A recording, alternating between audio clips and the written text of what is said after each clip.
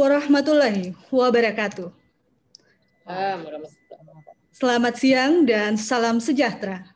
Yang terhormat Dekan Fakultas Hukum Universitas Hasanuddin, Profesor Dr. Farida Patitinggi SHM-Hum.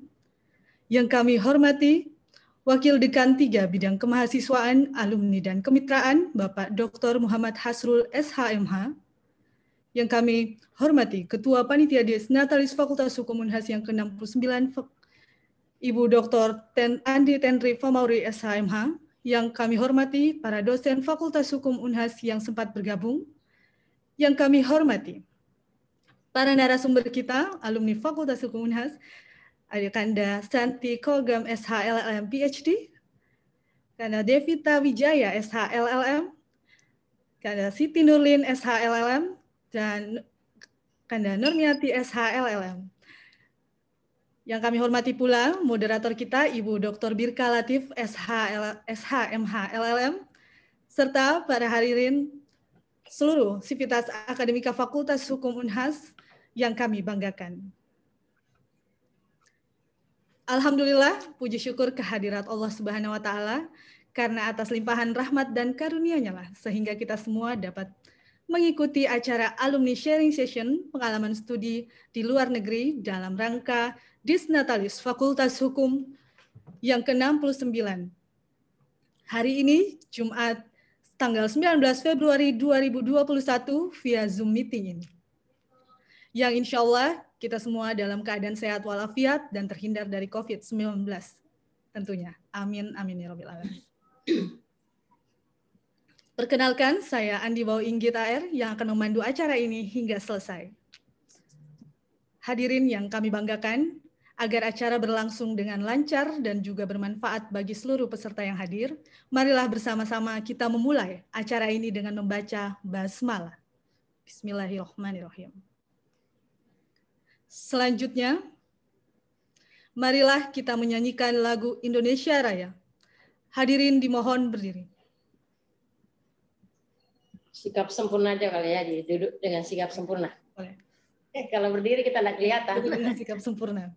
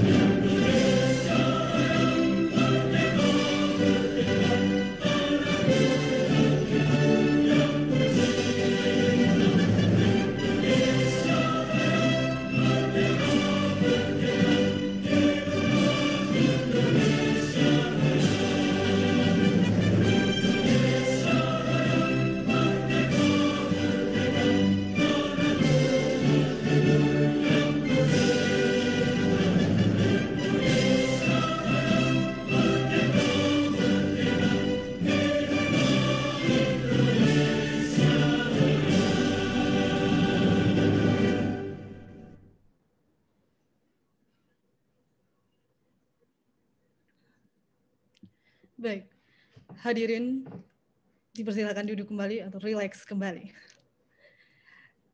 Hadirin yang kami hormati, acara selanjutnya Kami persilahkan kepada Dekan Fakultas Hukum Universitas Hasanuddin untuk memberikan sambutan sekaligus membuka acara Alumni Sharing Session pada hari ini. Kepada Profesor Dr. Farida Patitinggi, SHM Hum, dengan hormat disilakan. Baik, terima kasih moderator, pembawa acara ya, MC.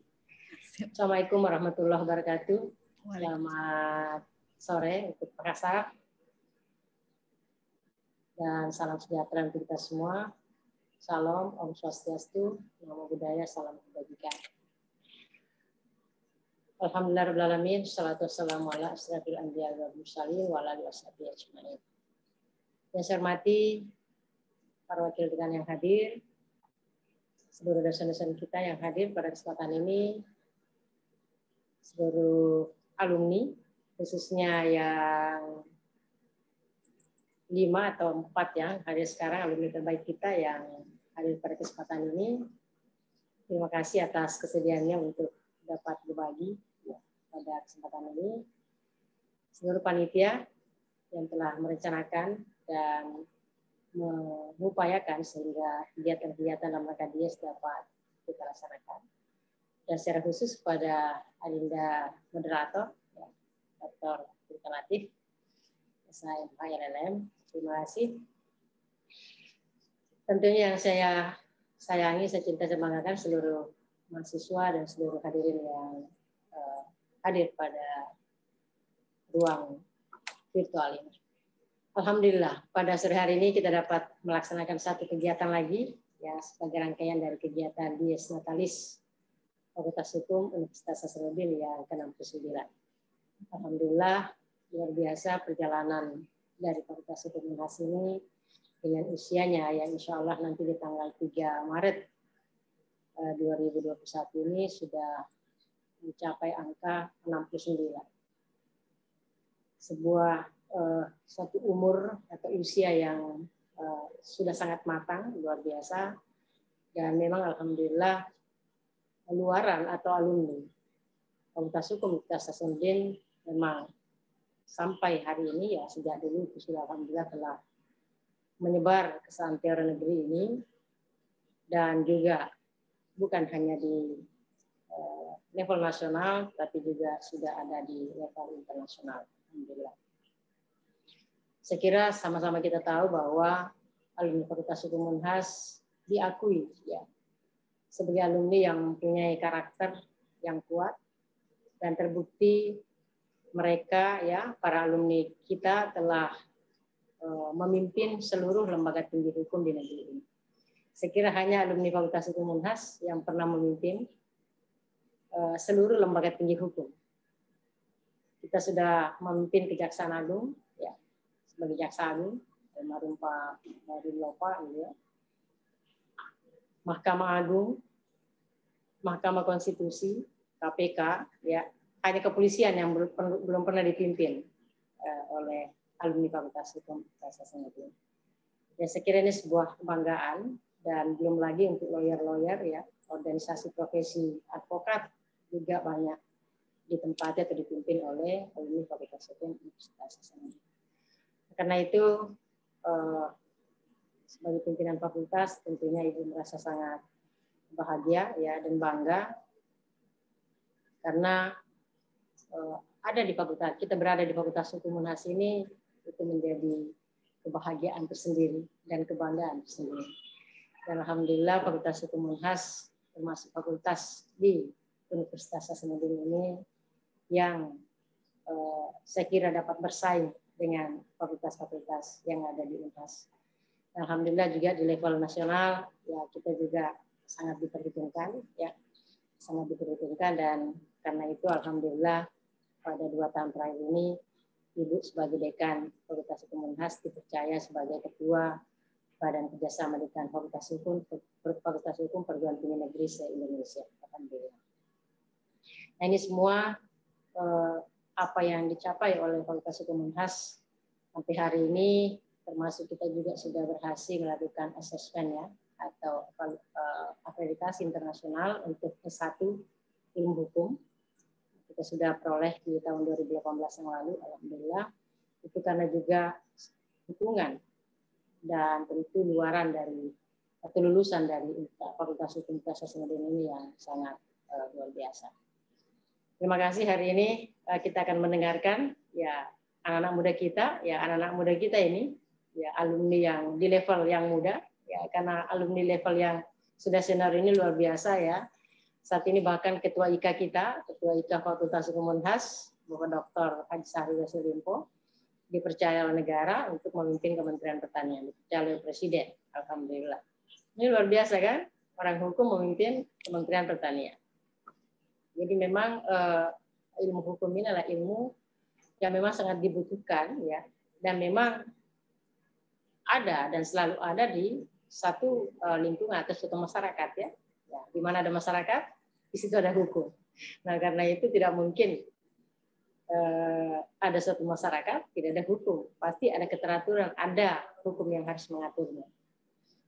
Nah sengaja dipilih hari ini oleh panitia alumni sharing session ya, untuk mendengarkan bagaimana teman-teman, adik-adik, anakku sekalian yang sudah menjadi alumni S1 Fakultas Hukum Unhas, kemudian melanjutkan studi di luar negeri, itu dapat menginspirasi atau memotivasi adik-adik kita atau teman-teman yang lain untuk juga dapat secara bertahap meningkatkan kualitas sumber daya manusia di Fakultas Hukum Unhas maupun alumni kita untuk bisa belajar juga di luar negeri.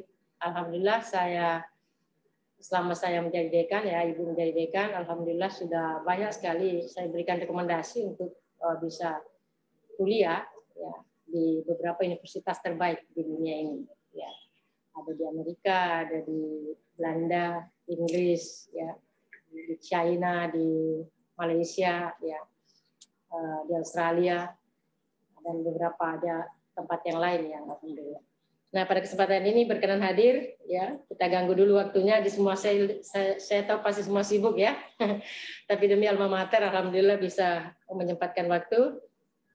Ini Kak Santi ya, yang paling senior barangkali di antara yang akan bicara ini ya, Adinda Santi Kogam, SILM PhD. Terima kasih banyak Dek sudah meluangkan waktu dari negeri kincir angin, lagi berdingin-dingin di sana ya. Ya jadi Dek Santi ini adalah alumni Fakultas Hukum Unhas S1 dan S2, S3 nanti akan disampaikan oleh moderator ya, diperkenalkan oleh moderator. Alhamdulillah kita senang sekali hari ini menjadi guest researcher ya di Van Vollenhoven Institute ya, di Belanda.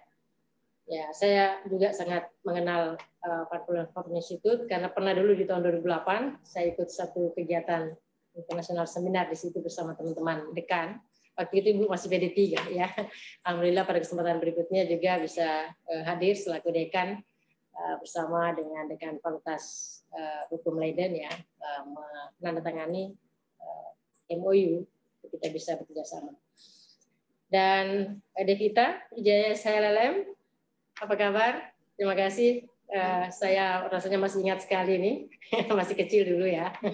Alhamdulillah senang sekali nih bisa di New York ya, University. Iya, Prof. Nggak salah si Kevin juga di sana ya kemarin. Iya, betul Prof. Waktu itu hanya sama dengan ketemu ya, selamat ketemu. Ya, alhamdulillah berarti sudah 2 orang ini ya di New York. Ya, New York University ya. Sampai Ibu dikasih bajunya kemarin, alhamdulillah. Terima kasih Devi sudah berkenan untuk nanti berbagi dengan teman-teman. Ulfa, halo Ulfa, ada Ulfa? Sudah bergabung juga Ulfa Febrianti Sain, SILM. Ya juga. Izin Prof, Ulfa menyampaikan bahwa kebetulan tiba-tiba ada weekly meeting diminta dari Pak Menteri. Oh gitu. Jadi ya. Terpaksa harus ikut. Siap Prof. Ya nggak apa-apa. Nah, Normi yang ada ya, Nomi, terima kasih. Ini juga alumni Inggris ya. Terima kasih sudah berkenan. S1 dulu angkatan berapa nak? 2014 Prof. 14 ya, wah, masih muda sekali ya. Dan nanti Adel juga akan bergabung. Apa sudah ada Adel? Siti Nurlin? Sudah ada Prof, sudah ada. Halo Adel. Hai, apa kabar? Apa kabar Adel? Wah, ini halo. Halo. Ya, lagi jam berapa di sana, Del? 3:30. Jam hampir 2:30. 6 menit lagi 2:30. 3:30 ya, Masya Allah, Del. Iya, Terima kasih ya sudah menyediakan waktu subuh di dini hari ini. Sama-sama, Prof. Sama-sama, Prof. Terima kasih.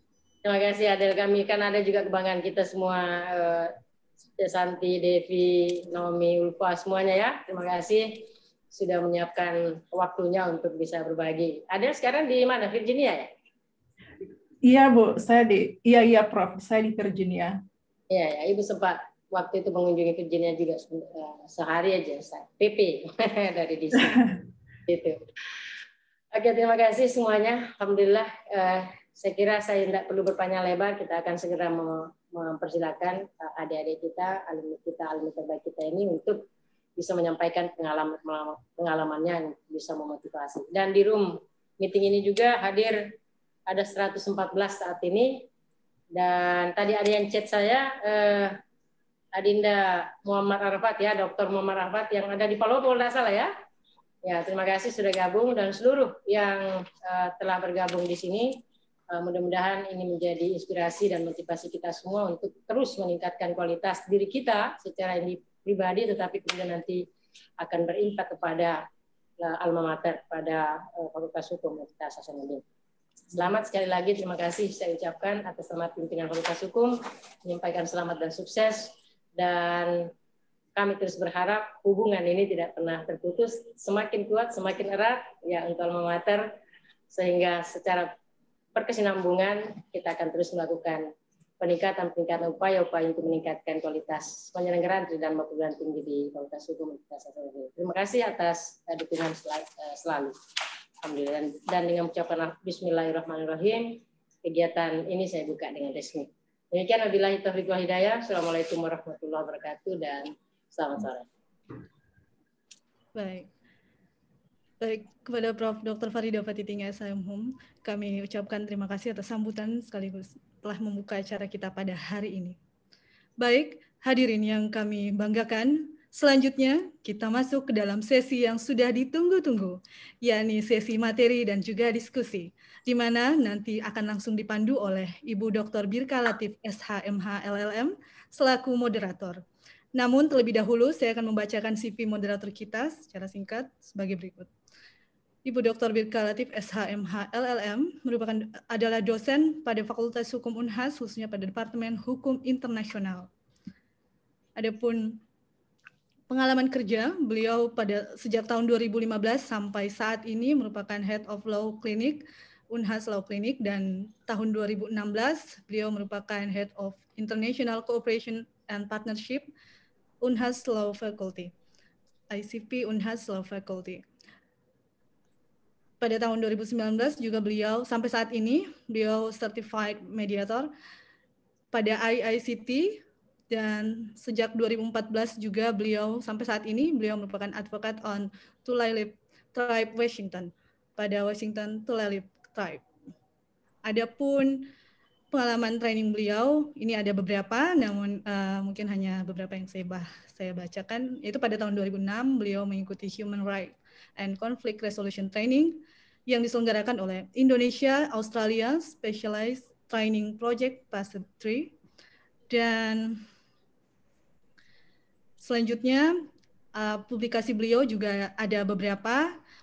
Di antaranya adalah pada tahun 2020 beliau menulis tentang hukum lingkungan yang dipublish oleh Pustaka Pena Press, dan kemudian adapun conference atau seminar ataupun workshop yang sempat diikuti oleh beliau itu ada banyak sekali, ada puluhan, namun saya akan membacakan hanya beberapa. Di antaranya adalah pada tahun 2007 beliau mengikuti training the United Nations Convention on the Use of Electronic Communication in International Commercial Contract di Airlangga University.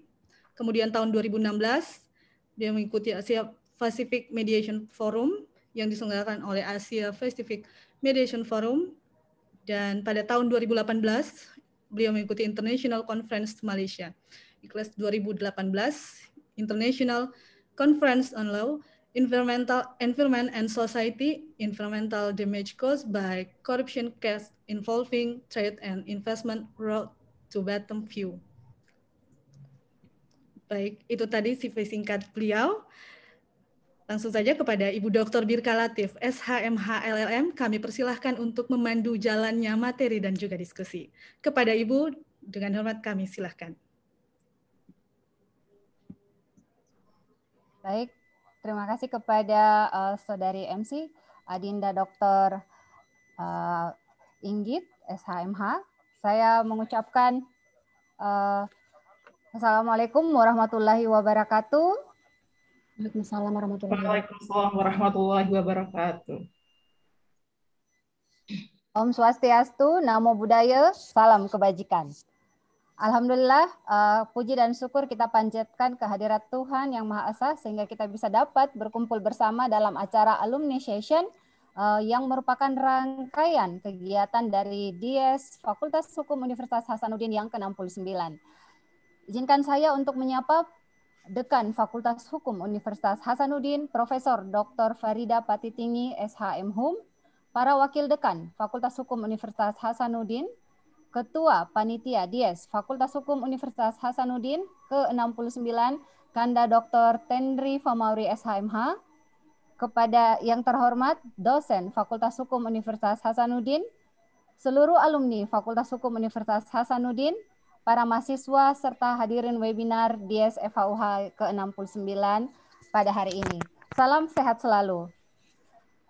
Puji dan syukur kembali kita panjatkan dan juga sekaligus kami tak tiada hentinya untuk menyampaikan rasa terima kasih dan juga rasa bangga sehingga pada hari ini kita telah dapat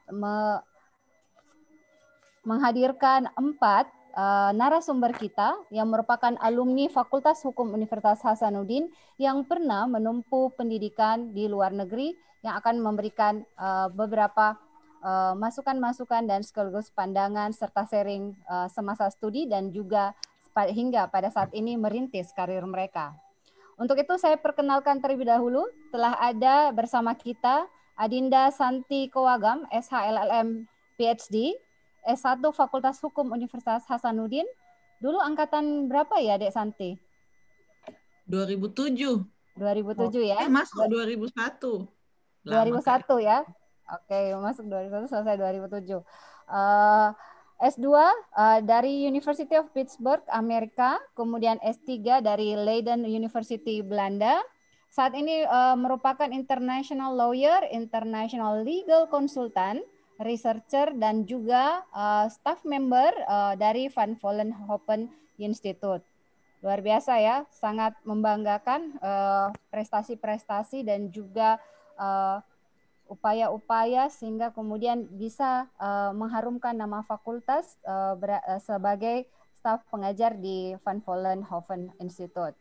Kemudian yang kedua juga telah hadir Devita Wijaya, SHLLM, S1 Fakultas Hukum Universitas Hasanuddin, S2 New York University Amerika, dan saat ini merupakan corporate lawyer dan head legal of YCAB. Halo Devita. Halo, sore Bu Birka. Halo, sore. Senang melihat kembali bisa bertemu lagi dengan Devita. Lama ya baru bertemu lagi nih. Iya benar Bu. Terima kasih sudah diundang juga Bu. Dulu angkatan berapa Devita? Angkatan 2007. 2007. Oh iya, berarti samaan dengan Santi ya. Kemudian yang ketiga juga telah ada Siti Nurlin, SHLLM dengan S1 Fakultas Hukum Universitas Hasanuddin dan S2 Penn State University Amerika, dan saat ini merupakan staff attorney and public notary for the Commonwealth of Virginia. Halo Siti Nurlin, biasa kita panggil Adel. Halo Ibu Birka, terima kasih sudah diundang. Terima kasih menyempatkan diri subuh-subuh. Subuh-subuh setengah 3 ini sebenarnya saya belum tidur. Tadi pulang kantor jam 7 sampai saat ini masih stay. Luar biasa demi fakultas. Dewi alma mater ya, siap. Ya. Yang keempat juga telah hadir bersama kita. Saya lupa menanyakan. Tadi Siti Nurlin angkatan berapa dulu waktu S1? Saya angkatan 2009, lulus 2013. 2009 ya, mantap. Iya. Selanjutnya ada Normiati. Halo, SH LLM. Halo. Halo, Ma'am. Biasanya kita panggil Naomi ya. S1 Fakultas Hukum Universitas Hasanuddin dan S2 University of Leeds, Inggris. Saat ini merupakan teaching mentor dan juga researcher di Papua ya, Naomi? Iya, Ma'am, di Timika, Papua. Timika. Welcome, welcome. Terima kasih semuanya telah hadir pada sesi kita pada hari ini. Ya, sambil berjalan, saya ingin menanyakan dulu kepada masing-masing dari narasumber kita. Mungkin saya akan mulai dulu kepada Santi. Mengapa memilih sekolah di luar negeri? Memilih sekolah karena saya waktu itu pengen banyak tahu. Terus saya pengen juga kenal banyak orang, terus saya pengen tahu juga hukum di negara lain itu kayak bagaimana. Jadi ada rasa keingintahuan untuk mengetahui dan juga mengenal, bukan saja mengenai sistem hukum, tapi juga untuk melihat secara langsung ya di negara tersebut ya. Dari awal memang yang dituju langsung ke Amerika atau ada beberapa pilihan negara sebelumnya? Waktu S2 langsung ke Amerika, itu karena saya lihat poster di Unhas dulu. Saya ingat dulu ada kayak flyer kecil di board di dekat kantor-kantor dosen. Ada short course ke Pittsburgh. Terus saya email alamat email di situ. Terus saya ikut short course, terus saya lihat programnya bagus, profesornya juga karena cuma maksimum 20 orang per angkatan. Jadi kita diperhatikan oleh profesor, jadi saya lanjut S2 ke sana. Mantap. Jadi langsung setelah melihat informasi, mengontak dan kemudian melakukan perluasan networking ya dengan university-nya. Selanjutnya saya akan bertanya kepada Devita, alasan mengapa memilih sekolah di luar negeri? Alasannya lumayan mirip sama Kak Santi, Bu. Jadi memang mau memperdalam ilmu, mau belajar lebih banyak, kemudian mungkin berpikirnya kan S1-nya sudah di Indonesia, jadi mau coba, mungkin S2-nya di luar negeri buat belajar, orang di luar itu cara belajarnya seperti apa gitu. Jadi kenapa memilih di luar negeri sebenarnya karena itu sih Bu Birka.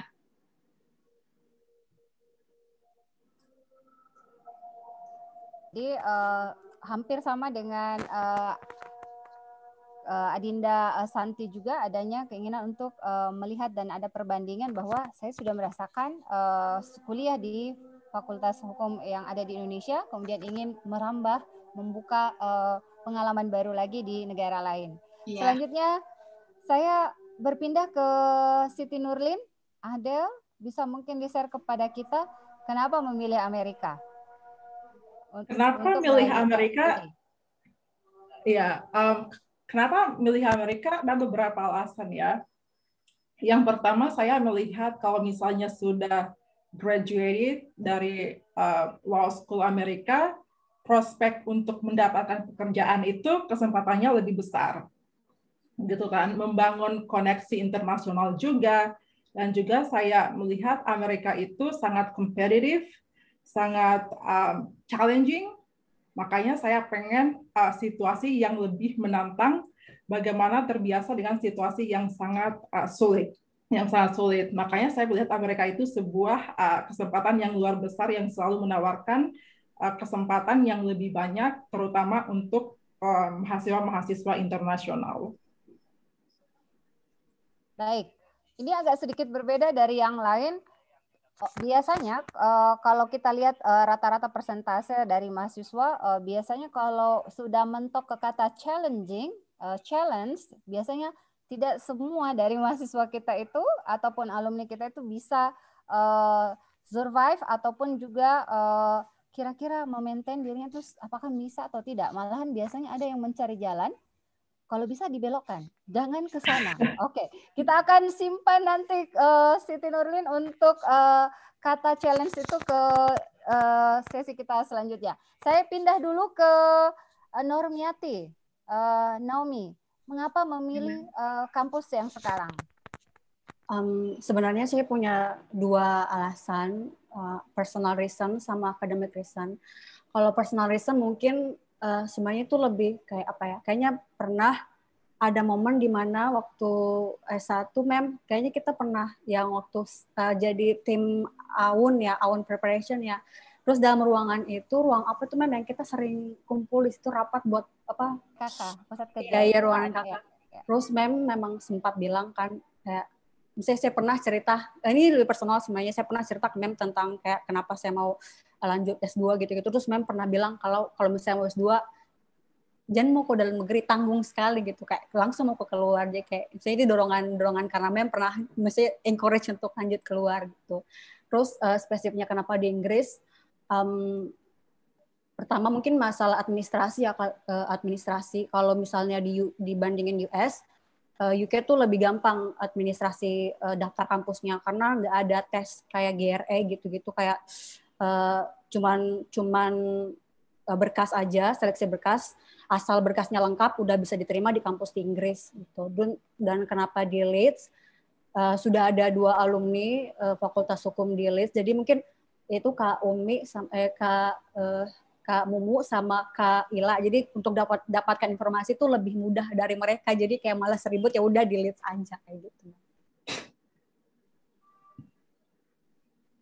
Jadi untuk catatan Normiati bahwa hal yang mempengaruhi ataupun kemudian memilih di kampus untuk lanjut studi kemarin di S2 itu disebabkan karena sudah ada info dan juga personal reason, bahwa saya ingat waktu Naomi kita masih kumpul-kumpul dulu, itu ingat bahwa saya ingin berbakti kepada negeri.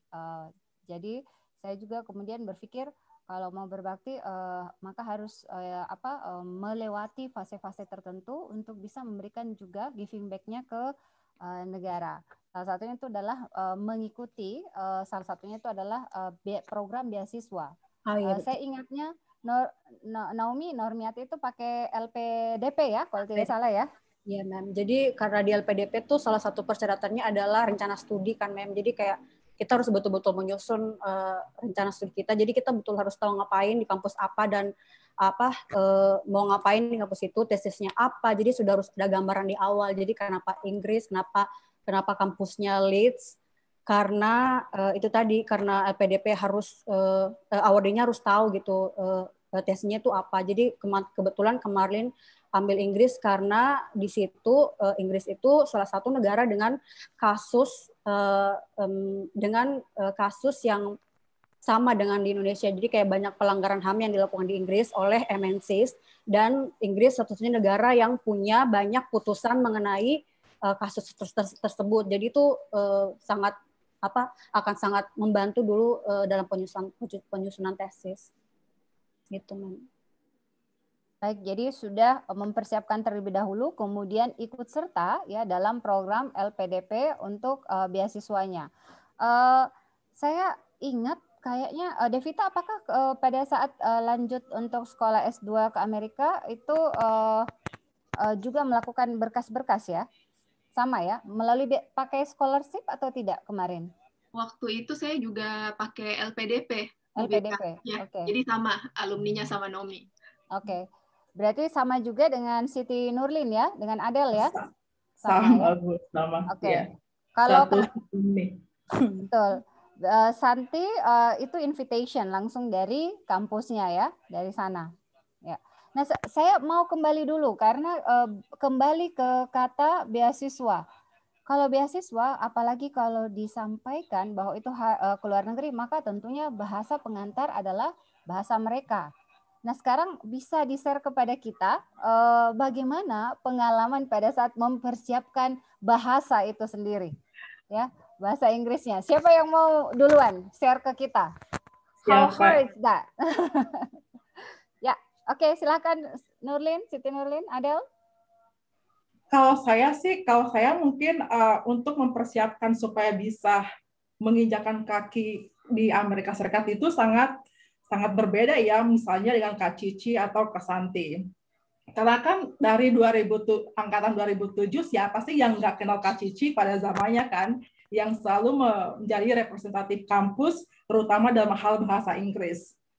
Saya kan mulai belajar bahasa Inggris yang betul-betul dari zero itu pada pertengahan 2015. 2014, 2013 saya nggak bisa sama sekali bahasa Inggris. Jangankan mau ke Amerika, bahasa Inggris saja nggak bisa sama sekali. Ibarat kata misalnya kalau misalnya saya bandingkan sama Kak Cici atau misalnya penerima beasiswa lainnya di Fakultas Hukum Unhas terutama. Ibarat kata itu mereka sudah mencapai, misalnya sudah naik tangga ke-10, saya tangga 1 saja belum bisa naik dalam hal bahasa. Jadi saya itu waktu itu saya kerja di Jakarta, kemudian saya memutuskan resign, terus ke kampung Inggris untuk mempersiapkan bahasa Inggris selama 7 bulan. 7 bulan itu betul-betul saya belajar dari zero, dari nol, betul-betul dari nol, itu saya belajar sehingga saya bisa mendapatkan letter of acceptance dari Penn State University. Dan juga waktu itu kan saya juga mengalami berbagai macam beberapa kegagalan ya Bu Berkah ya. Saya mengajukan application itu tidak langsung diterima. Ada empat kalau tidak salah 4 ditolak, 4 kali ditolak. Tapi saya tekankan sama profesor saya, oh oke lah misalnya Anda menolak saya, tapi tolong dicatat, saya tidak akan pernah menyerah sampai profesor memberikan saya letter of acceptance. Dan pembicaraan saya itu ternyata dibawa sampai di meeting dekan Penn State. Mereka merapatkan tentang kondisi saya. Mereka melihat persyaratan saya, mereka melihat mereview berkas saya, GPA saya, GPA, dan juga mereka melihat rekomendasi-rekomendasi yang diberikan oleh profesor, dan itu sangat membantu. Apalagi kan pada saat itu saya sudah dapat beasiswa, saya sudah ada uang untuk ke Amerika Serikat. Orang-orang Amerika itu kan, terutama kampus-kampus Amerika itu kan, mereka selalu takut orang ini jangan sampai datang ke US terus menyusahkan kita, gitu kan. Jadi mereka itu ketika sudah lihat ada beasiswa, mereka akan lebih mudah untuk memproses aplikasinya. Jadi kalau misalnya dari segi perjuangan bagaimana saya bisa ke Amerika Serikat, ada penderitaan yang sangat, I was suffering greatly. Dan itu banyak tantangan, banyak penderitaan yang ada di belakang layar lah yang tidak bisa ditunjukkan. Orang-orang mengatakan bahwa Adel misalnya di Amerika Serikat saat ini, tapi di balik saya di Amerika Serikat saat ini itu ada perjuangan yang betul-betul luar biasa sehingga saya bisa di Amerika Serikat saat ini. Gitu. Alhamdulillah bisa dapat orang Amerika ya. Iya. Dapat jodohnya akhirnya di sana ya. Jodohnya orang Amerika juga, jodohnya orang Amerika. Jadi benar-benar ya pada saat itu memperjuangkan untuk Amerika itu tantangan saya secara personal itu lebih besar, usahanya itu kerja keras. Karena kan saya ini dari kampung kecil, kampung yang bisa dibilang lah pedalaman gitu kan. Karena saya kan mempunyai, I have a high level of enthusiasm. I'm a hardworking person. I'm very enthusiastic. Pokoknya bagaimana caranya saya bisa ke Amerika Serikat. Apapun itu kan, misalnya ada di Mars itu kan ada lirik di Mars Fakultas Hukum Unhas, walaupun aral menghadang, wahai pemuda-pemudi, kejar cita-citamu walaupun aral menghadang. Itu kan sebuah lirik yang simpel tapi memberikan pesan yang sangat luar biasa. Gitu kan? Makanya saya benar-benar kejar cita-citaku sesuai dengan Mars Fakultas Hukum Unhas. Baik, luar biasa sekali. Saya sangat suka sekali dengan apa yang disampaikan oleh Siti Nurlin, Adel, kepada kita semua.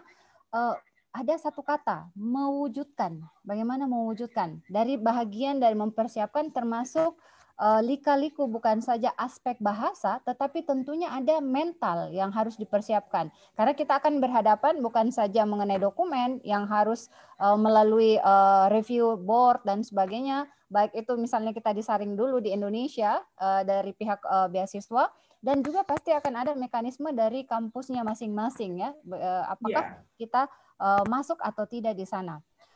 Kalau kata orang no pain no gain. Tapi itu sangat indah, sangat mudah diucapkan. Tetapi untuk dilaksanakan, saya tahu sekali bahwa itu sangat berat ya untuk orang-orang yang tidak menjaga mimpinya, ya. Saya ke Normiati dulu, Naomi dulu. Kalau dua di atas kakak-kakaknya sama bahasa Inggrisnya saya udah tahu ya. Saya ke Naomi dulu. Naomi gimana nih? Share dulu dari Timika. Coba share ke kita. Bahasa Inggrisnya langsung bagus apa enggak?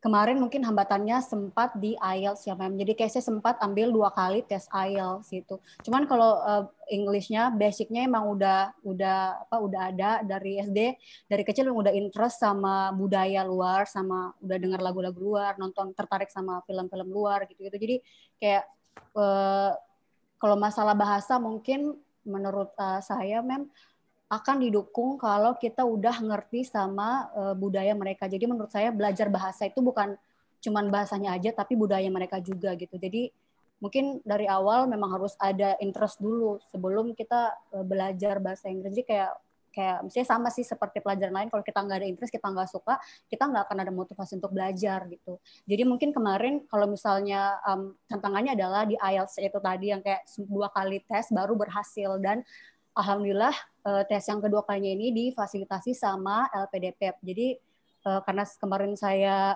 award di jalur afirmasi dari Papua, saya ambil jalur afirmasi daerah 3T. Kalau sekarang namanya daerah afirmasi.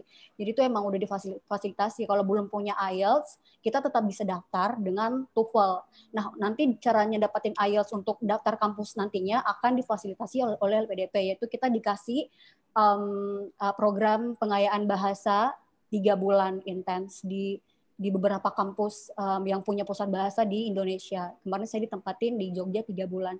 Jadi alhamdulillah setelah 3 bulan itu baru deh alhamdulillah bisa lulus IELTS, karena itu yang kemarin terakhir agak challenging itu di IELTS-nya itu karena bahasa Inggrisnya akademik terus British accent. Baik, oke. Ini pengalaman dari negara Harry Potter ya. Bagaimana kemudian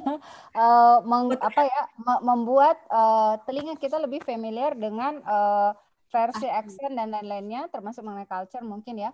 Karena di Indonesia kita kecenderungannya itu movies kita itu lebih banyak yang lebih ke Amerika. Ya, lebih banyak Amerika ya.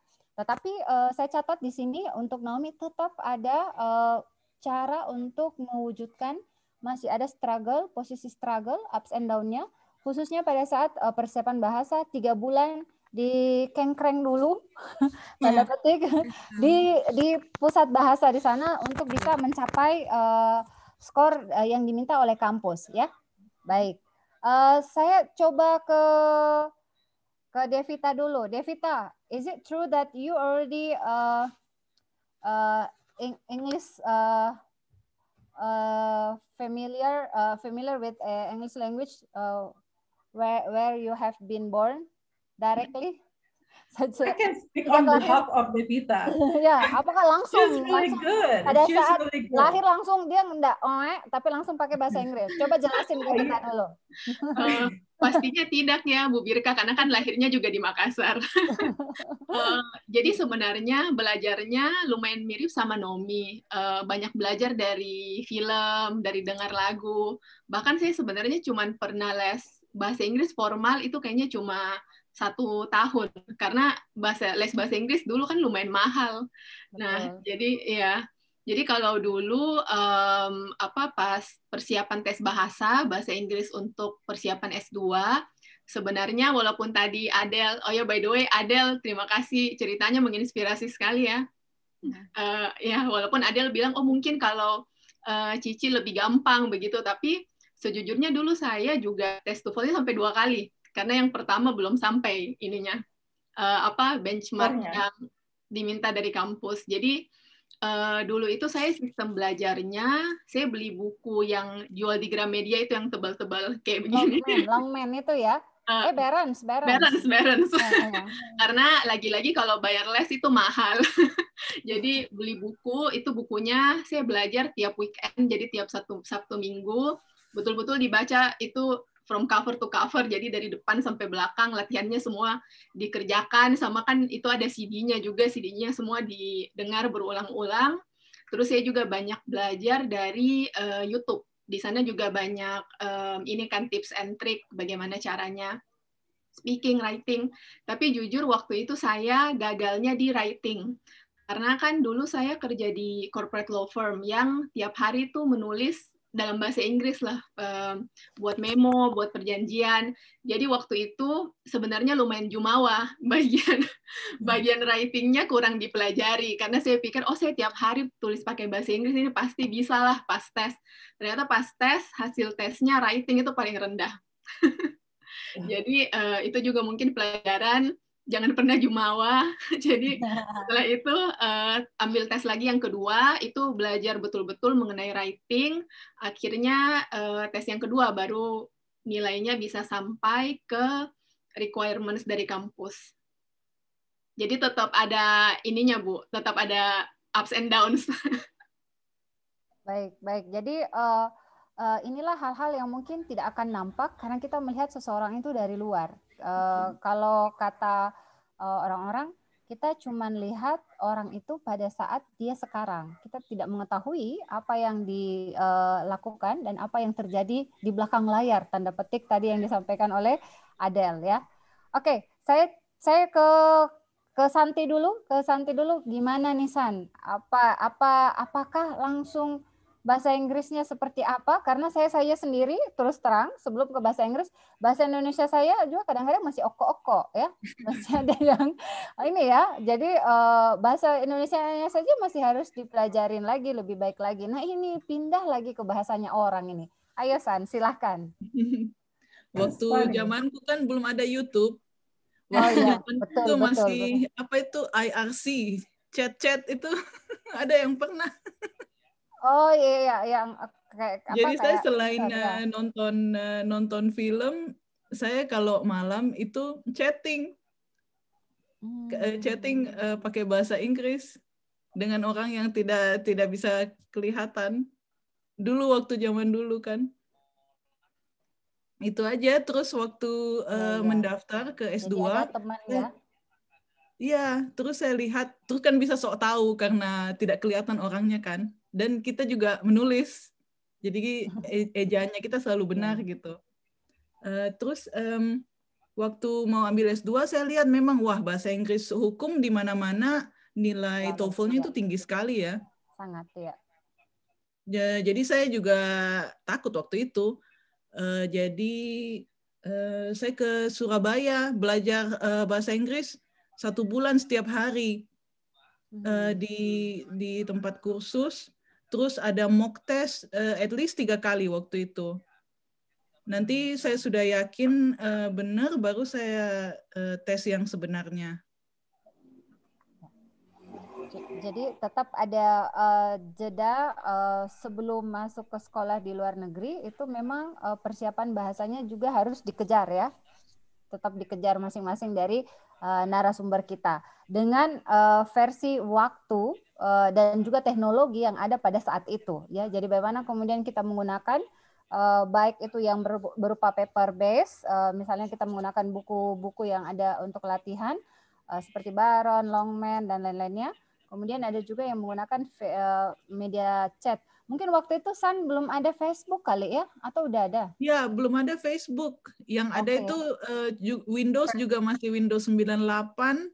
Oke, iya. Kecanggihan. Terus internet masih yang itu. Oke. Nanti kalau ini saya takutnya mengikuti juga akan nanti ketahuan ini usia. Kalau saya menyebutkan juga hal-hal ini pakai mesin ketik ketahuan usia ya. Zaman di zamannya.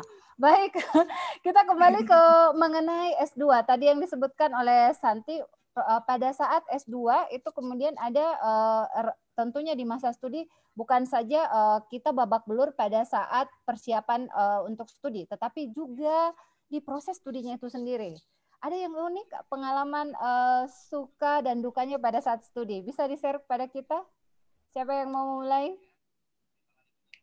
Selain mungkin ada bisa cuci-cuci matanya juga ya. Tantangan PhD barangkali ya, tantangan PhD ini dulu ya. Ya, boleh Prof. Ya, silakan. Tantangan PhD. Oh, kalau tantangan PhD banyak sekali.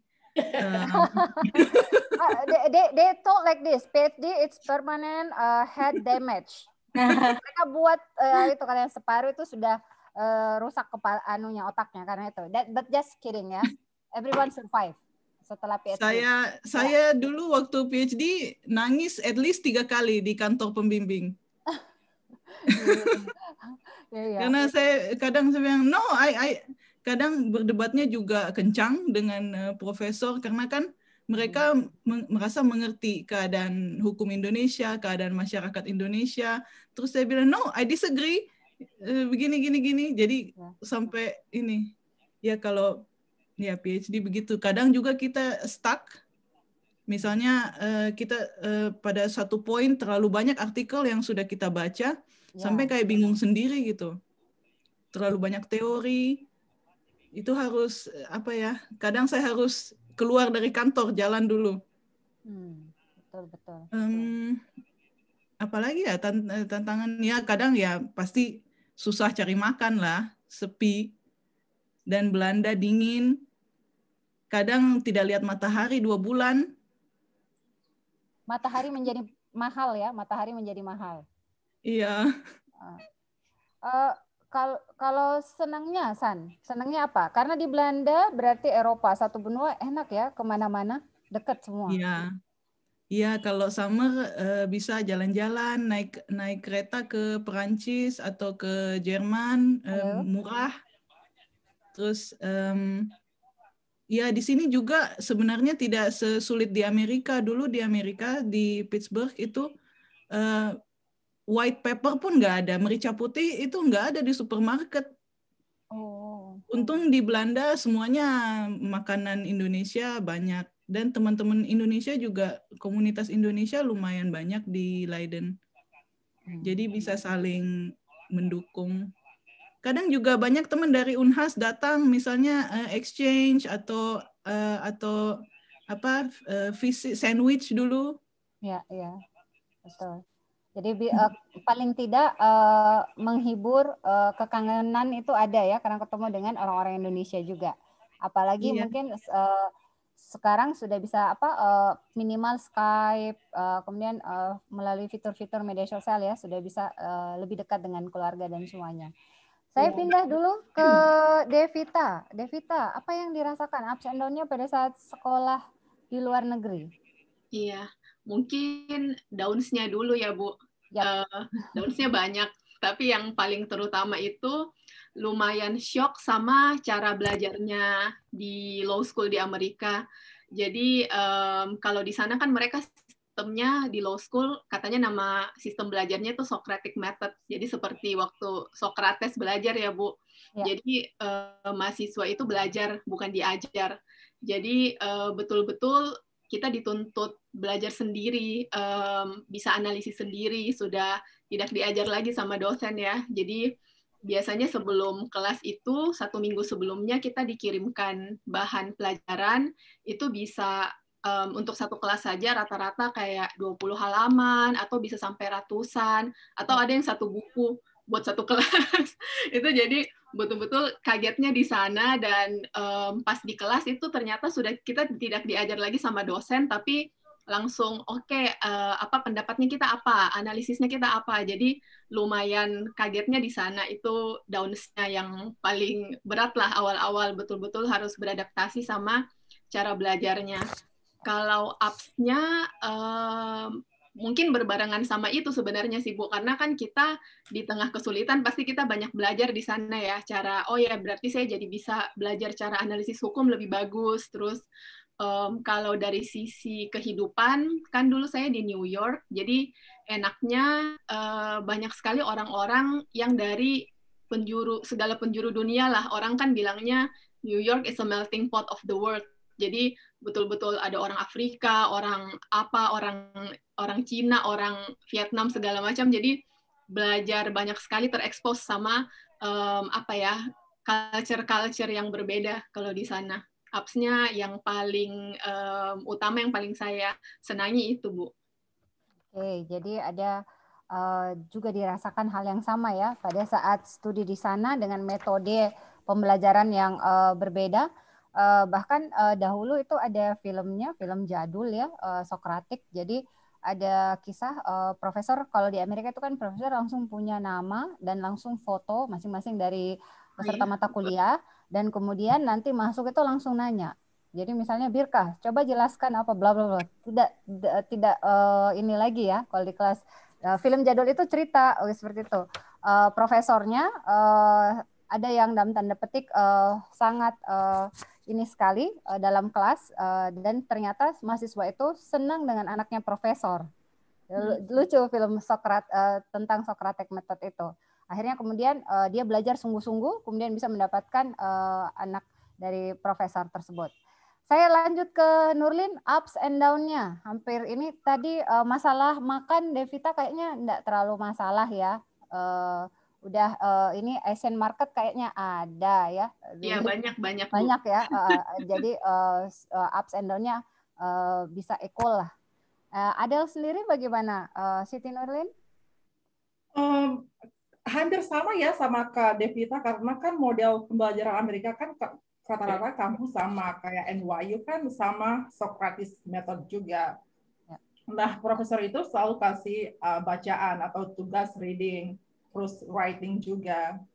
Dan yang bikin kita feel intimidated itu yang di kelasnya pada saat profesor manggil nama randomly gitu kan. Dan waktu itu kan saya pengalaman, nama saya dipanggil. Dan bukan nama saya saja, tapi Indonesianya juga disebut. Karena ada listnya profesor. Jadi ada listnya profesor itu misalnya punya mahasiswa internasional di kelas tertentu. Jadi negara-negaranya mahasiswa internasional itu dicatat. Jadi pada saat itu kan di kelas itu kan biasa kalau kita misalnya bawa makanan, minuman itu biasa. Boleh, itu, ya betul. Gitu betul. Kan? Ya. Nah, waktu itu kan saya ada muffin, waktu itu kan saya kelasnya pagi ya. Jadi saya pada saat makan itu dipanggil, makanan saya masih ada di mulut gitu kan.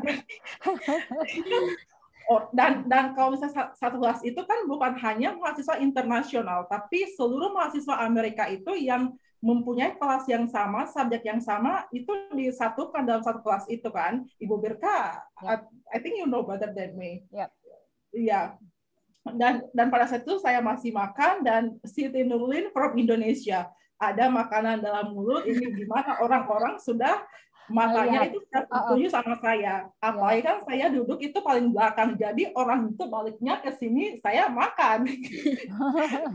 Jadi kan pasti merasakan ya Kak Devita ya, ketika dipanggil matanya orang itu langsung balik kayak gitu kan, langsung jelaskan apa kasusnya, apa isunya, gitu-gitu. Mau jelaskan itu, saya waktu itu langsung di skip karena ada makanan di mulut saya waktu itu.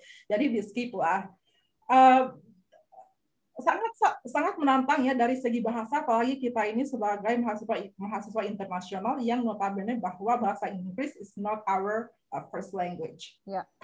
Jadi banyak legal terms, walaupun kita bisa bahasa Inggris, walaupun misalnya orang engineering pun atau jurusan lain yang pasti banget bisa bahasa Inggris, ketika masuk dalam dunia hukum itu pasti juga blank gitu. Karena bahasa Inggris hukum itu sangat-sangat susah.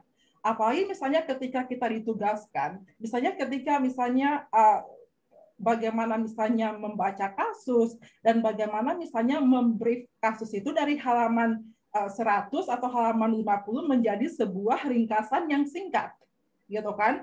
Jadi untuk mengaktualisasikan dalam bentuk writing itu sangat-sangat susah. I mean, getting into law school is not an easy project. Itu sangat susah, pokoknya banget itu. Apalagi misalnya masuk di law school Amerika ya. Di law school Amerika itu sangat susah, day in day out, more and more competitive. Sangat kompetitif. Dan kita mahasiswa internasional itu dengan orang-orang Amerika aslinya merasa terintimidasi, apalagi dalam kelas itu ketika mereka mengetik kan, mereka itu sangat cepat mengetik. Jadi kami orang internasional student ini sangat melihat satu sama lain karena merasa terintimidasi dengan mereka cara mengetiknya sangat cepat kayak kilat gitu kan. Aduh cepat, kita baru satu baris mereka sudah 2 paragraf.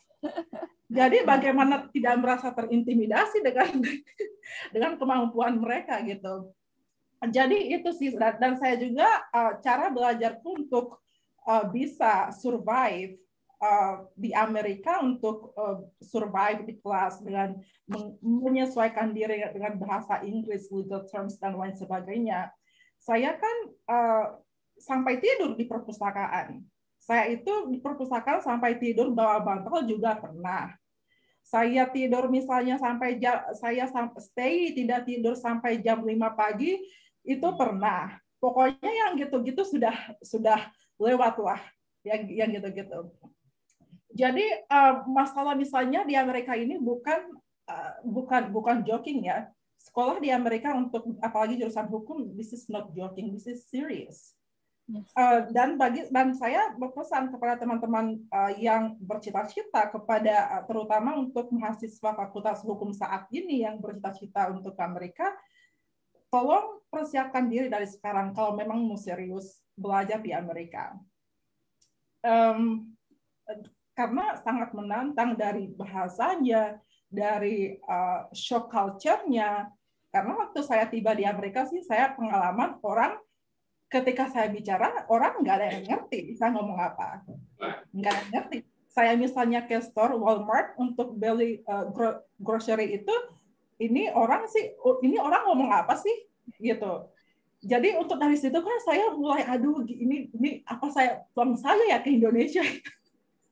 Apa saya balik saya ke Indonesia? Dari situ kan saya bilang, aduh saya sudah jauh-jauh dari kampung ke Unhas, dari Unhas, Jakarta, dari Jakarta, Amerika. Kalau misalnya saya balik gara-gara bahasa Inggris ini, kayaknya tidak masuk akal. It doesn't make any sense. Karena saya sudah memperjuangkan berbagai macam hal untuk bisa menginjakkan kaki di negara Paman Sam ini. Dan pokoknya banyaklah tantangannya itu sangat luar biasa. Misalnya ada profesor, misalnya kami bukan cuma saya sebenarnya yang tidak mengerti, banyak international student yang tidak mengerti, yang susah untuk menyesuaikan dengan bahasa gitu kan. Ada juga misalnya international student bicara di depan kelas, depan semua teman-teman, profesor Amerikanya, oh I need translation. Saya butuh siapa yang bisa menerjemahkan apa yang dia katakan. Apalagi orang-orang dari India, dari Bangladesh, dari Sri Lanka, itu aksennya itu kan sangat strong. Jadi sangat sulit bagi profesor untuk mengerti tentang aksen mereka. Jadi makanya dari situ, dan ternyata kerja keras saya itu sangat diperhatikan oleh asisten dekan ya. Makanya kenapa itu setelah graduation saya dipilih menjadi salah satu orang yang stay di US bekerja selama 1 tahun under OPT, Optional Practical Training. Optional Practical Training itu adalah kebijakan pemerintah federal yang setelah graduation itu kamu diberikan kesempatan untuk cari pekerjaan di Amerika Serikat yang sesuai dengan field atau degree kamu. Gitu kan? Makanya waktu itu 12 orang, saya jadi salah satu karena asisten dekannya panggil saya ke ruangan. Kami punya 15 orang kandidat misalnya. Dan kami melihat kamu itu bekerja keras. Saya melihat ada potential leader di diri kamu, gitu kan? Saya melihat kamu itu kerja kerasnya luar biasa. Makanya dari situ saya menjadi, dari 15 orang itu, saya menjadi salah satu orang yang terpilih bekerja 1 tahun, stay di Amerika Serikat. Makanya kan kemarin saya menjadi Penn State Law Indonesian Program Director. Dan itu saya establish partnership between Penn State Law and other institution Indonesia, including Hasanuddin University, gitu kan? Makanya kembali lagi ke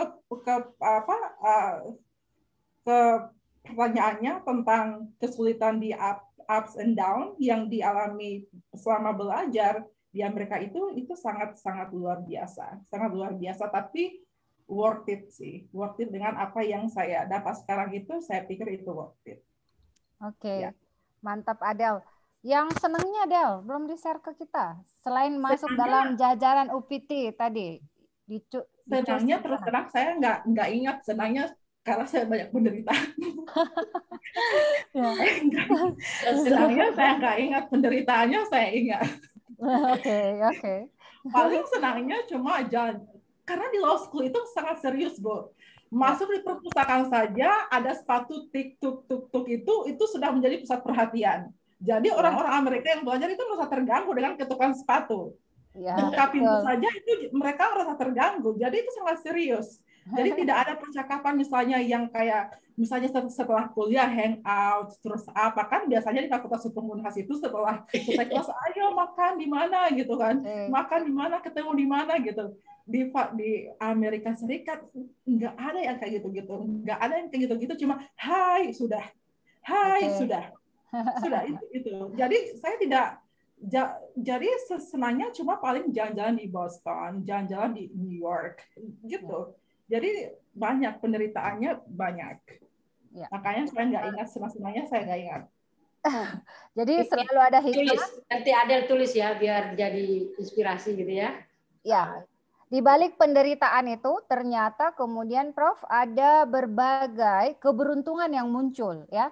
Jadi Adel mematangkan diri dengan memfokuskan diri pada apa yang menjadi rutinitas dan juga menjadi kegiatan yang ada di pada saat di law school, tetapi kemudian akhirnya itulah yang membawa Adel sampai kepada posisi yang sekarang.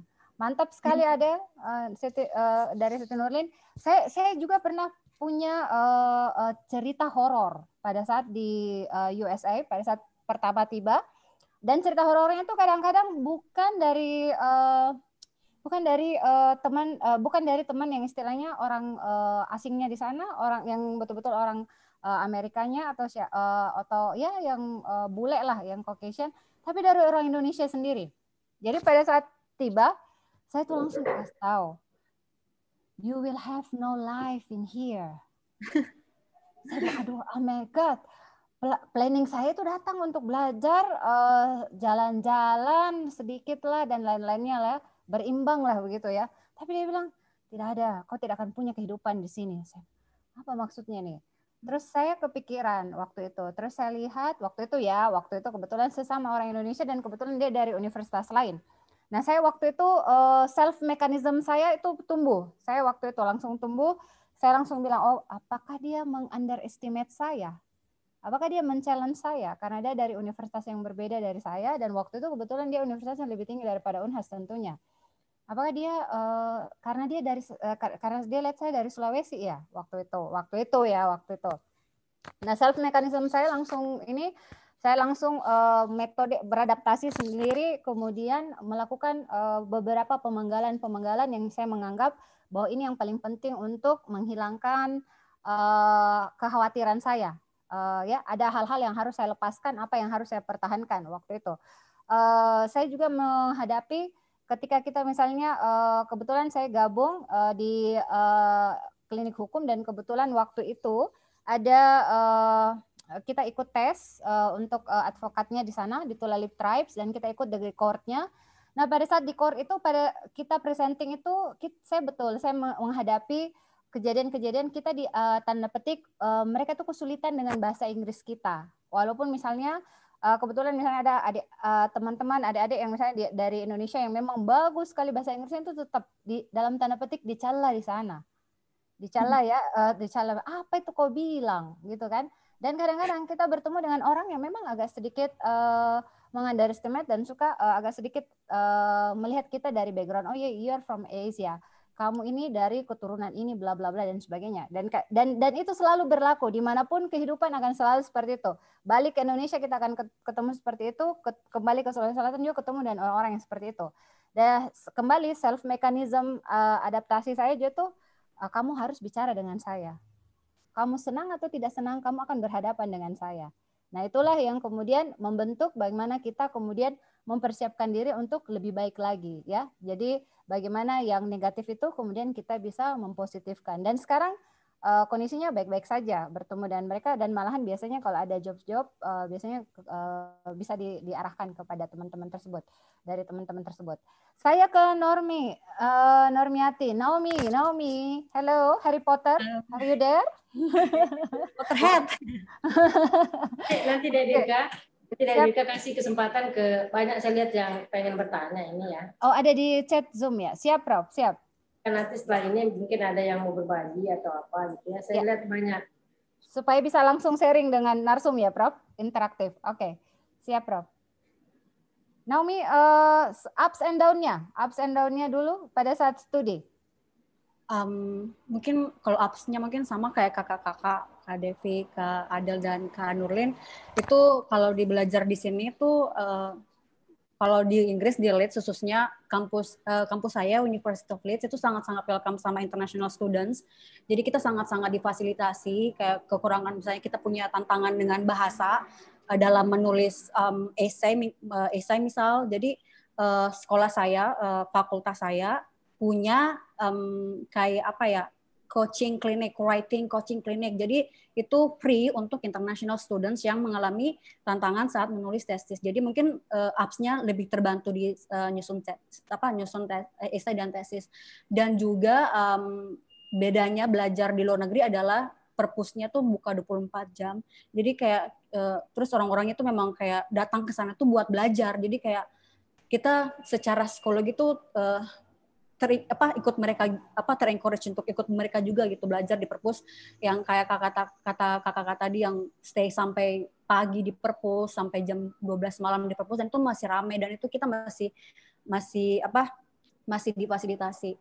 Dan juga yang kayak gitu jaga tadi untuk belajarnya kita lebih banyak di self study ya Kak ya, 70% lah itu, kayak seminggu sebelum kelas kita udah dikasih bahan, jadi kita udah harus paham konsepnya, jadi nanti pas masuk kelas udah nggak ditanya definisi ini apa, nggak, tapi langsung masuk ke isu, langsung diskusi. Jadi di situ mungkin bedanya ups-nya. Terus juga kalau downs-nya mungkin kalau ups-nya lagi mungkin kalau di sini tuh enak Bu, karena ada database yang kita bisa akses, khususnya database yang nyimpan kasus-kasus, putusan yang kita nggak bisa akses kalau kita kuliah di kampus di Indonesia misal. Kayak misalnya, jadi database ini bisa kita akses dengan email kampus master kita gitu. Jadi mungkin dalam menyusun tesis itu sangat-sangat membantu, karena kita bisa akses database tersebut, website khusus kayak jurnal-jurnal semuanya ada di situ, jadi sangat-sangat mudah. Dan mungkin downs-nya adalah kebetulan saya akses jurnalnya apa? LexisNexis, Westlaw, Bloomberg, semuanya Tapi saya lebih sering pakai Lexis sama Hein Online. Jadi itu banyak banget online. Iya, itu sangat-sangat mudah, banyak sekali jurnal-jurnal di sana, dan jadi banyak teman-teman Indonesia yang minta tolong bagi emailnya kayak gitu, cari ini. Jadi saya bisa bantu mereka juga gitu. Jadi itu mudahnya memang di situ. Terus mungkin downs-nya adalah kebetulan kemarin saya lulus tahun 2020, jadi saya termasuk COVID batch, angkatan COVID. Jadi kayak challenge-nya ada di situ. Jadi kemarin karena saya mulai termnya itu 2019 September. Nah, COVID itu datang Desember during winter break.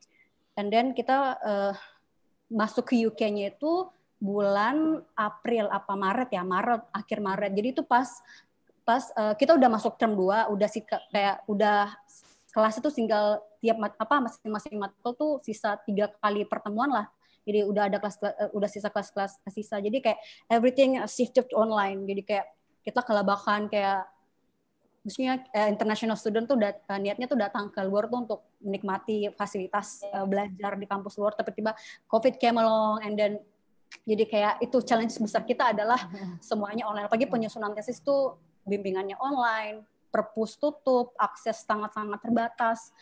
Jadi ya kemarin tantangan terbesar saya itu COVID, Bu. Sedih sekali. Tapi itu lagi kampus.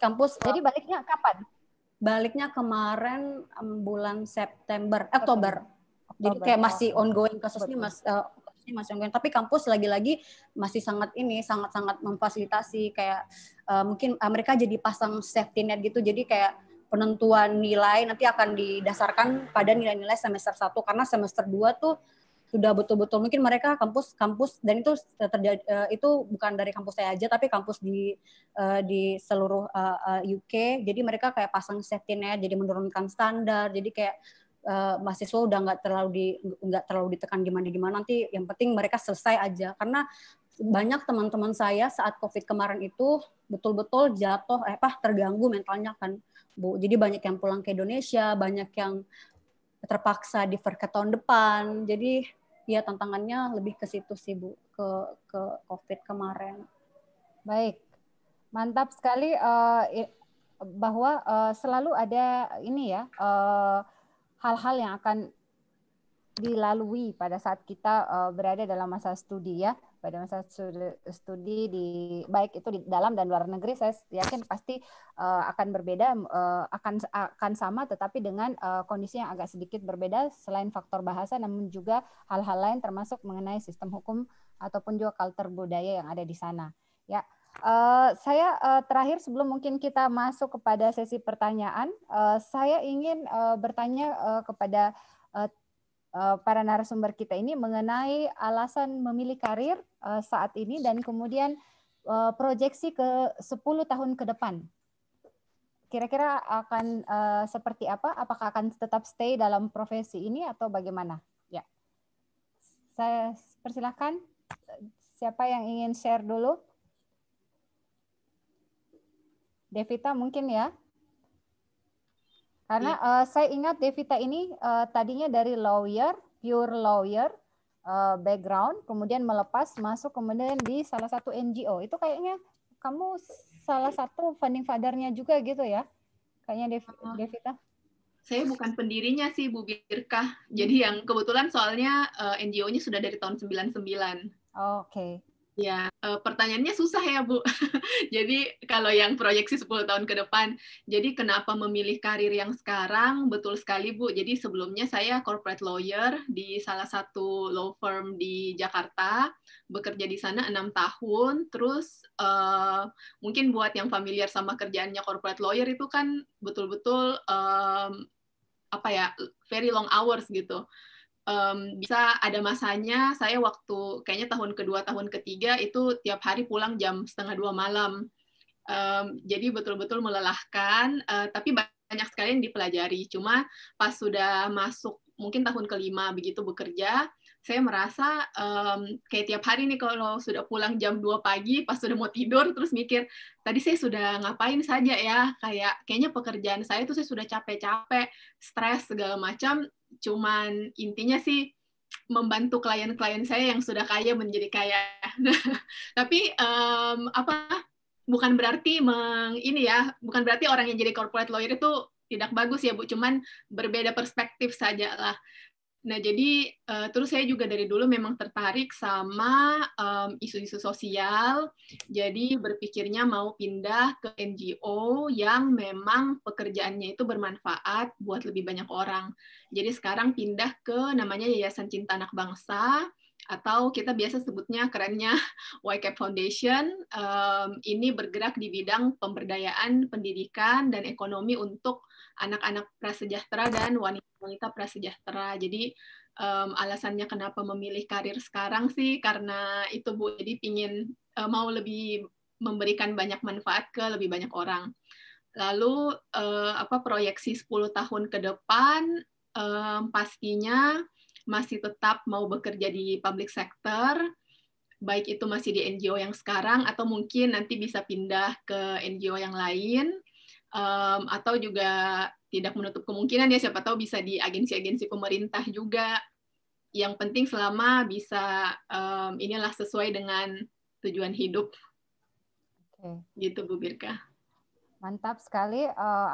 Tadi yang disebutkan oleh Kak Devita kalian ini semua untuk para hadirin webinar ini mungkin berkaitan dengan masalah panggilan ya, setelah beberapa tahun merintis karir dan kemudian melihat bahwa panggilan saya itu saya ingin melakukan dedikasi, kemudian akhirnya meninggalkan dunia korporasi yang saya yakin juga pasti menggiurkan juga dalam tanda petik untuk dari segi penghasilan dan sebagainya, dengan memilih jalur yang dianggap bahwa ada keseimbangan dengan mengambil bahagian dari Yayasan Cinta Anak Bangsa.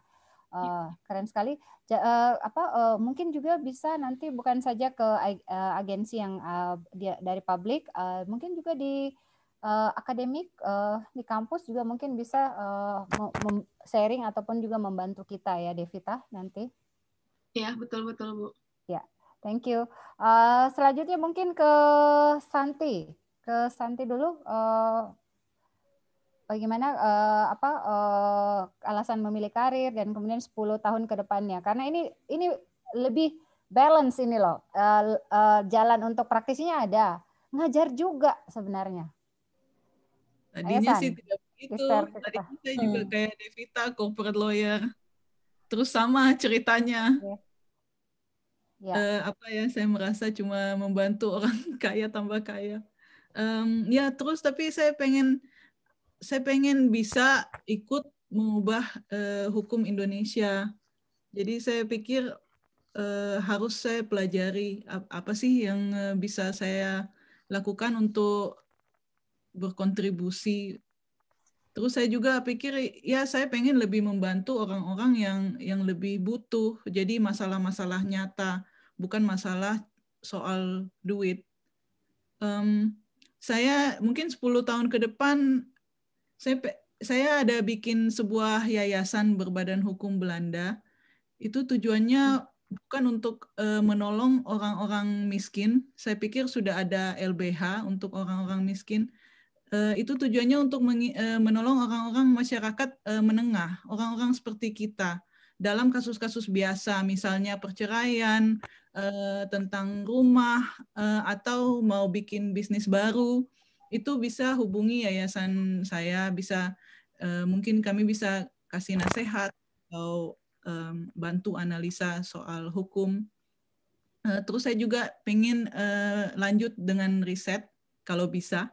Biasa di dunia akademik itu berlawanan sekali dengan corporate lawyer.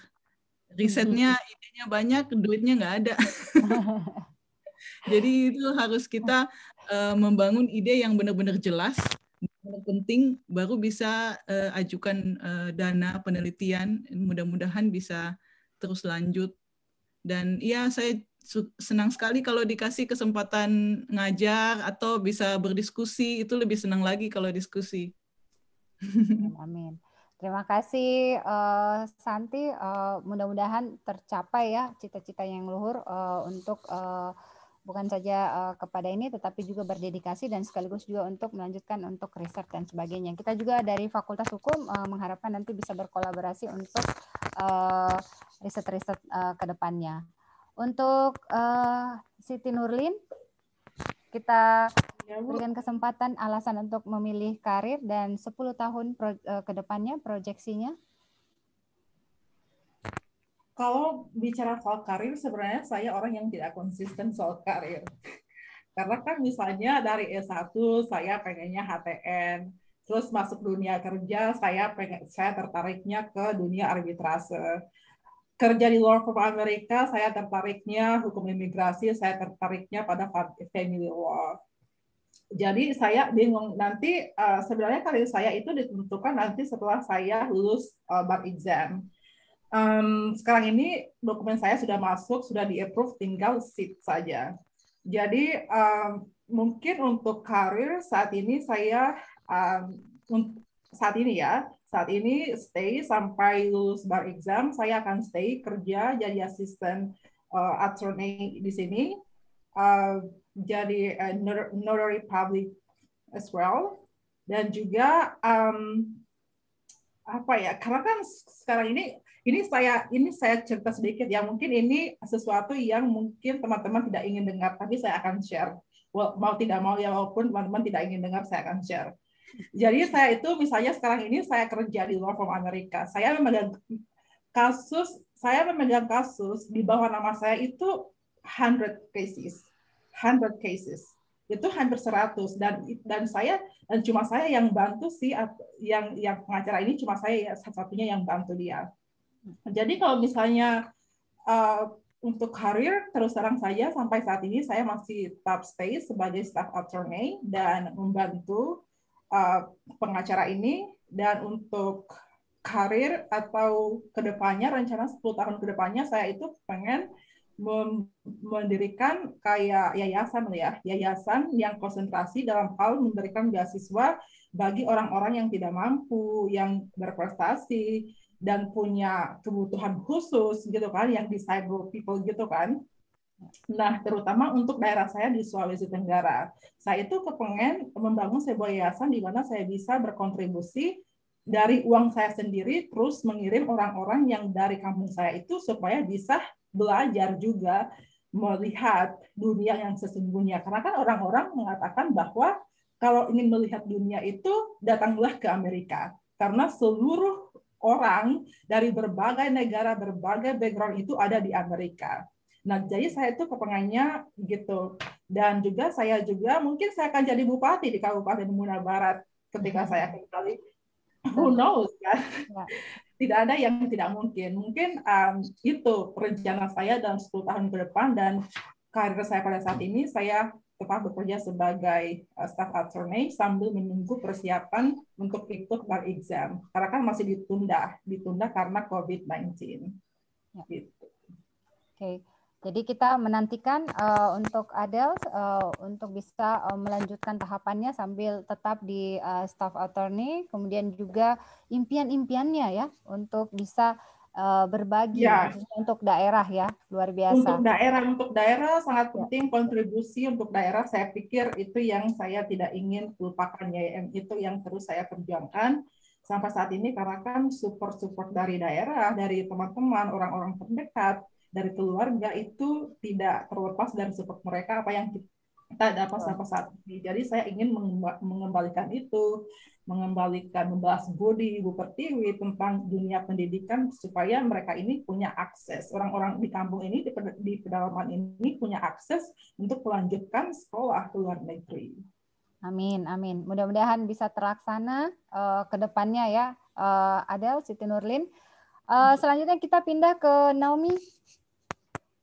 Ini yang masih muda, yang masih bungsu ini ya, adik-adik yang bungsu ini ya. Oke.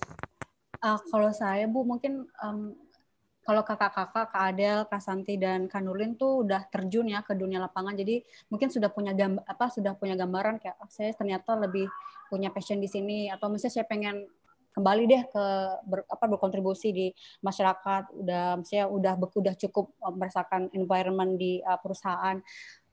Kalau saya, karena saya masih baru fresh graduate, jadi kayak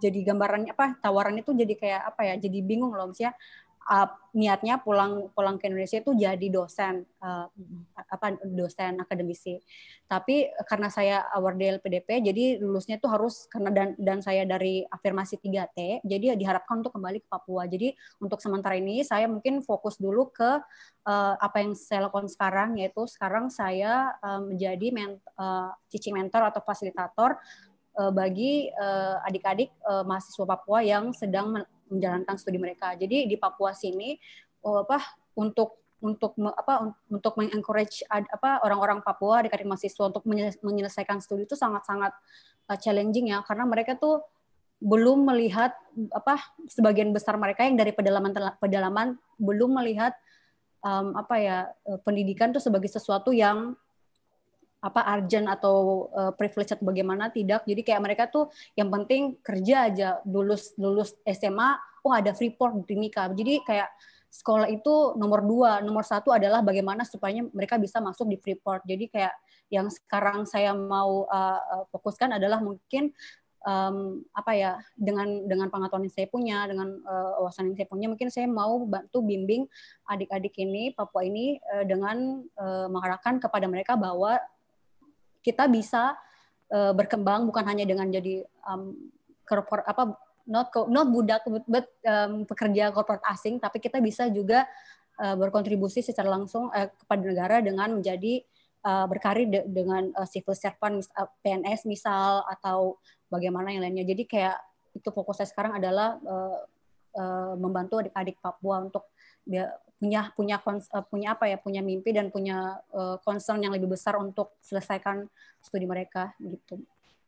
Oke, mantap Naomi. Jadi Naomi ingin memberikan kepada teman-teman yang ada khususnya di Timika bahwa pilihan pekerjaan itu bukan hanya berada di korporasi. Anda bisa berada di arsiran-arsiran ataupun irisan yang lain dari profesi yang ada, ya.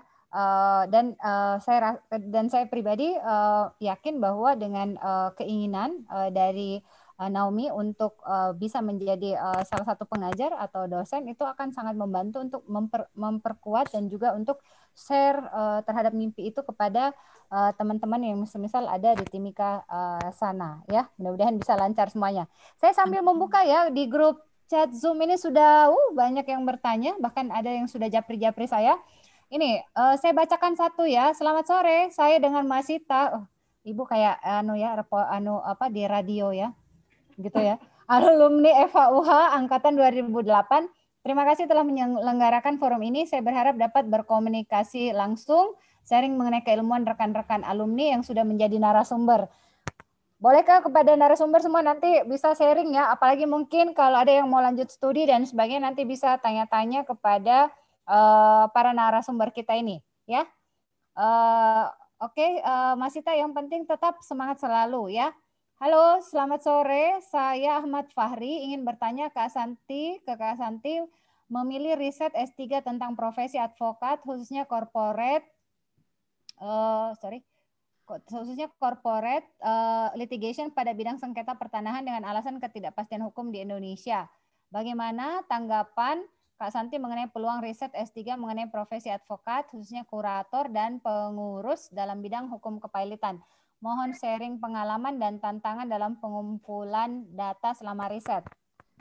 Ke Santi ini kayaknya. Oh, ini udah dijawab. Oke. Bagus topik risetnya mengenai kurator. Masih kurang mungkin dari Santi, belum terlalu jauh masuk mengenai kurator ya, San? Belum terlalu. Hari Rabu nanti saya akan share lebih banyak tentang pengalaman dan tantangan pengumpulan data selama riset. Yang paling penting diperhatikan adalah akses dan metode ilmu antropologi berguna sekali dalam pengumpulan data. Ayo, siapa yang ambil hukum adat dan sebagainya ini silakan ya. Apalagi di sini dekan kita juga salah satu pengajar ya untuk hukum adat dan juga agraria ya. Jadi mumpung ada Kak Santi di Van Vollen, silahkan. Tidak ada tema ataupun topik yang terlalu sederhana. Ya, jangan terlalu mengecilkan mengenai ide atau gagasan kita sendiri ya. Dan sering-sering ke pengadilan. Keren ya. Betul. Untuk bisa melihat langsung ya kasus-kasus apa yang paling sering muncul. Nah, ini ada pertanyaan dari Mutia.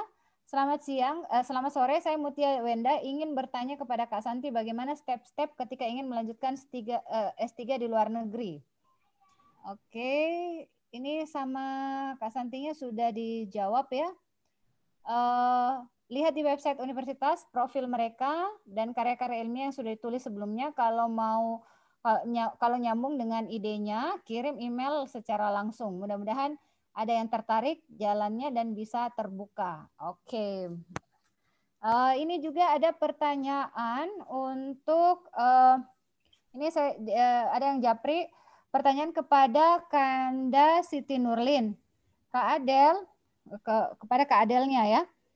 Ini halo, nama saya Anissa. Saya ingin bertanya kepada Kanda Siti Nurlin.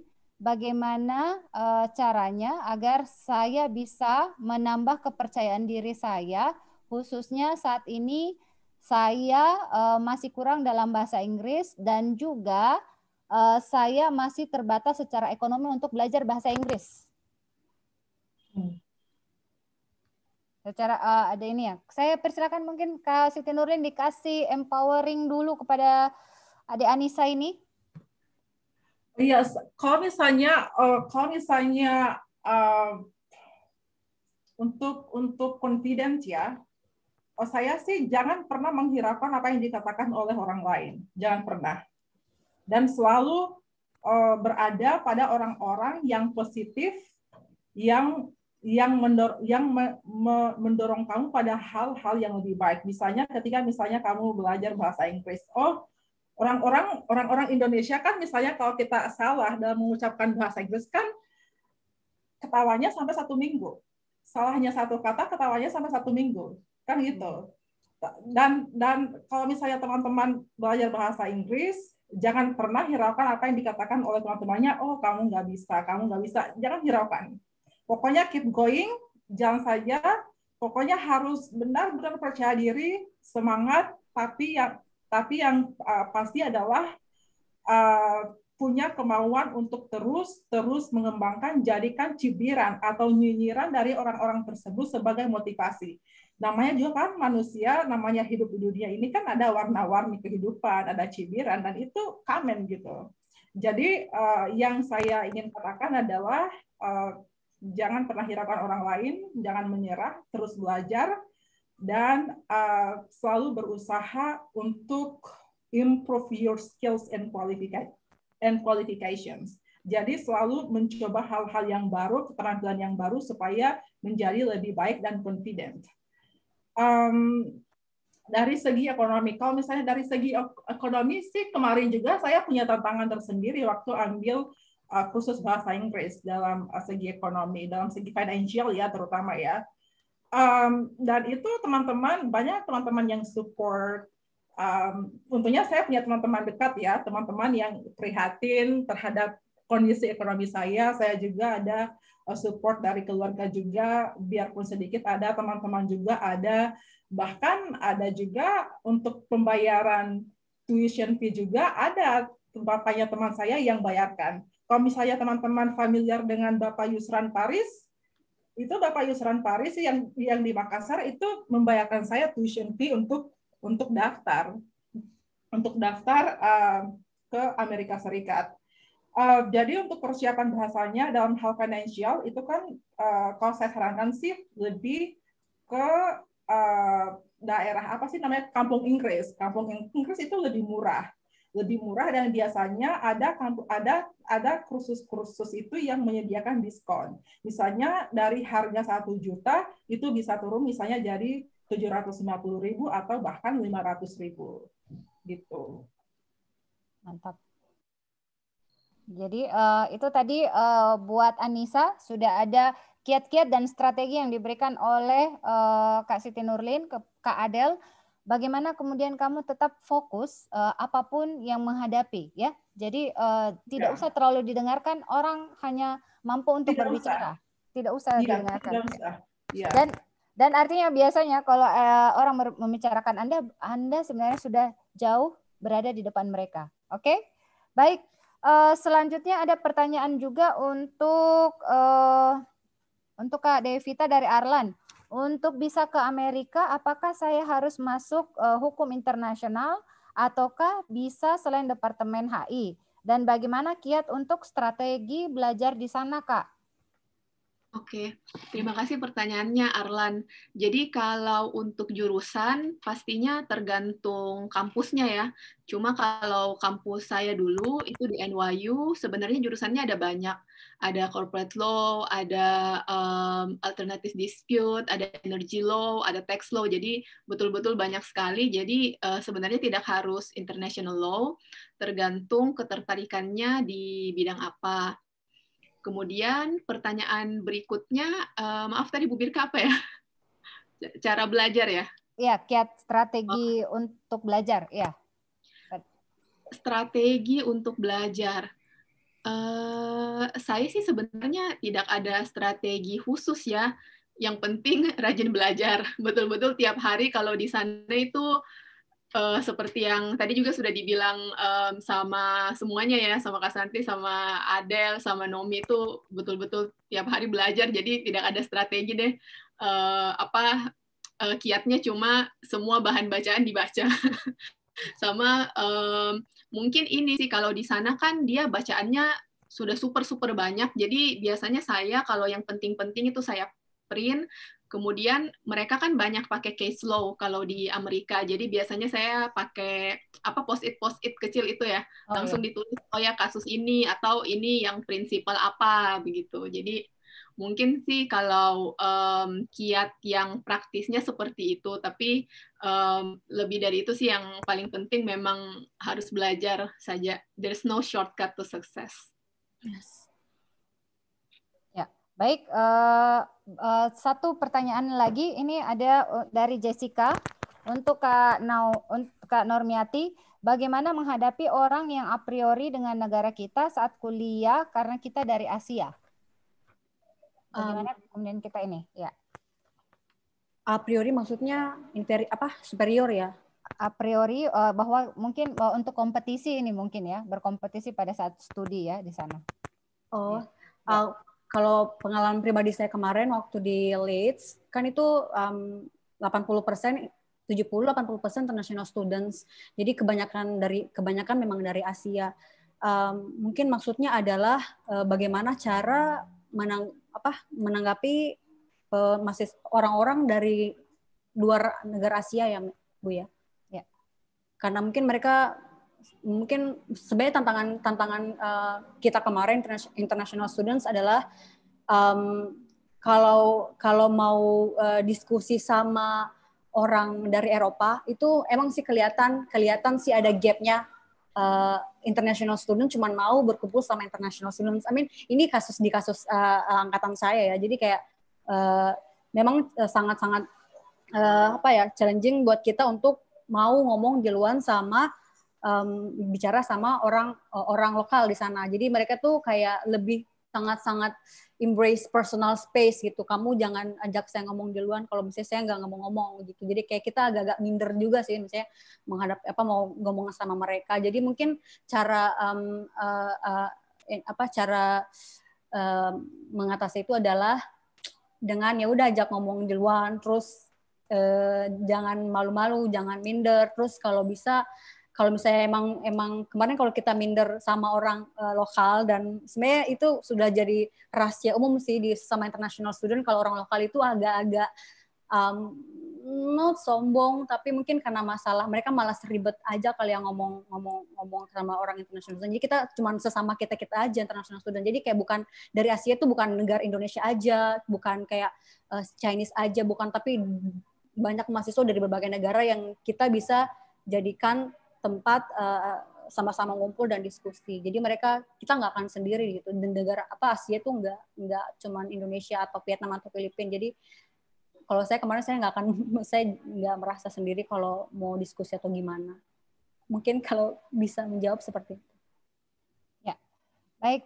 Terima kasih. Ini masih banyak pertanyaan dari teman-teman semua peserta webinar pada hari ini. Namun mengingat waktu, maka saya akan mengembalikan kepada teman-teman, nanti bisa menghubungi panitia Dies Unhas jika ingin mengetahui informasi-informasi dari narasumber kita, dan mungkin para narasumber di waktu senggangnya mungkin bisa membalas melalui mungkin email atau media lainnya yang diinginkan oleh para narasumber, untuk bisa memberikan mungkin tanggapan-tanggapan ataupun pertanyaan yang mungkin belum bisa kita tuntaskan pada sesi webinar kita pada hari ini. Saya mengucapkan banyak terima kasih kepada para narasumber kita pada hari ini. Sudah ada Santi Koagam, Devita Wijaya, Siti Nurlin, serta Normiati atas kontribusinya kepada sesi daripada Dies ke-69 Fakultas Hukum Unhas di sesi alumni sharing, dan mudah-mudahan kita selalu sehat, selalu sukses, dan bisa tercapai untuk bisa berdedikasi bukan saja kemajuan kepada diri sendiri, tetapi juga untuk bisa berbagi kepada semuanya. Saya akan menutup sesi saya sebagai moderator pada hari ini dengan mengambil quotes, "Success need process." Terima kasih semuanya, salam sehat selalu, dan saya kembalikan kepada MC kita pada hari ini. Baik, terima kasih kepada Ibu Dr. Birka Latif SHM selaku moderator kita pada sesi materi dan juga diskusi pada hari ini. Baik, sungguh luar biasa, tepuk tangan yang meriah untuk semua narasumber kita pada hari ini. yang telah memberikan kita pengalaman, membagikan pengalaman studi di luar negeri, dan tentu hal ini memberi tambahan informasi dan juga dapat menjadi motivasi bagi kita semua untuk dapat melanjutkan studi bagi yang ingin melanjutkan studi.